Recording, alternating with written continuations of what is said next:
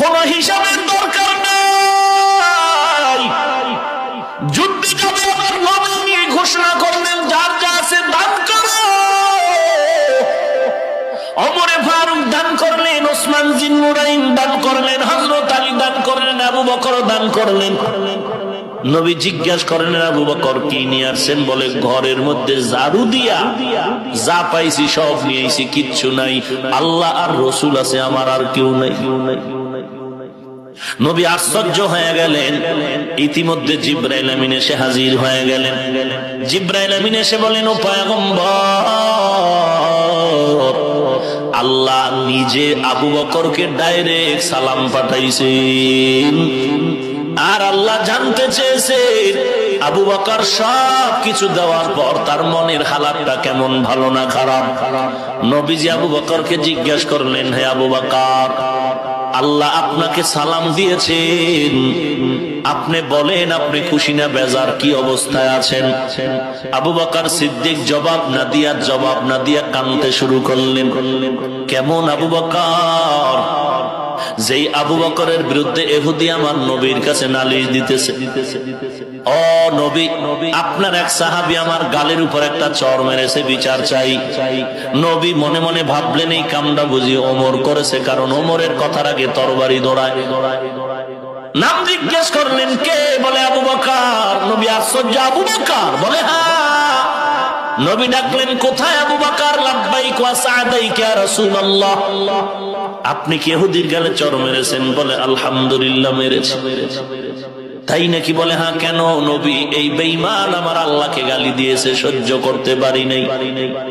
ইহুদি কত বড় বেঈমান! চিল্লাইয়া কসম খায় কয়, আমরা আল্লাহরে কিছু কই নাই। এখন বিচারটা কি হবে? নবী তো ইনসাফের আদালতে বসে আছেন, কি বিচার করবেন? নবী বলেন, এরা যখন কসম খাইছে, আবু বকর আপনি সততার জন্য সাক্ষী পেশ করেন। আবু বকর বলেন, আমার কোনো সাক্ষী নাই। নবী এখন চিন্তা করে বলেন, তো বিচারের ফয়সালা এমন হবে, ওরা কসম খাইছে, আপনি সাক্ষী যখন পেশ করতে পারলেন না, এখন বিচারের ফয়সালা হলো, এই ইহুদি, তুমি আবু বকরের গালের উপরে চড় মেরে প্রতিশোধ নিয়ে নাও। ইহুদি সুযোগ পাইয়া দাঁড়ায় গেল, কিন্তু নবীও জানেন আবু বকর একটা মিথ্যা কথা কখনো বলে না। নবীও চান না ইহুদির নাপাক হাতটা আবু বকরের গালের মধ্যে লেগে যাবে। আবু বকর চুপ হয়ে বসে আছেন, মায়ার নবী চুপ হয়ে বসে আছেন। আজ আমার আবু বকরের গালের মধ্যে ইহুদির নাপাক হাত লাগবে না, এটা মেনে নেওয়া যায় না। ইহুদি এক কদম করে যখন সামনে আগাবে, হঠাৎ জিবরাইল আমিন এসে হাজির হয়ে গেল। জিবরাইল এসে বলেন, ও পয়গম্বর, আবু বকরের সাক্ষী চান। আবু বকর সাক্ষী দিতে পারে না, বিদায় ইহুদির গালে চড় মারবে। আপনি যেমন ইহুদির চড়টা চান না, আমার আল্লাহও চায় না যে আবু বকরের গালে ইহুদির হাত লাগবে। আল্লাহ ডাইরেক্ট বলেছে, যদি আবু বকরের সাক্ষী চান, আল্লাহ নিজেই হলেন আবু বকরের সাক্ষী। সেই আবু বকর সব দিয়ে দিছে আল্লাহর রাস্তায়, দিয়ে বলেন, নবী জানতে চায় আপনার হালাত কি? কাঁদতেছে। কাঁদেন কেন? জবাব দেন। বলে, কাঁদি কেন? আমি আবু বকর ছিলাম এক সময় জাহান্নামের আসামি, আমারে মক্কার কেউ চিনত না, জানতো না।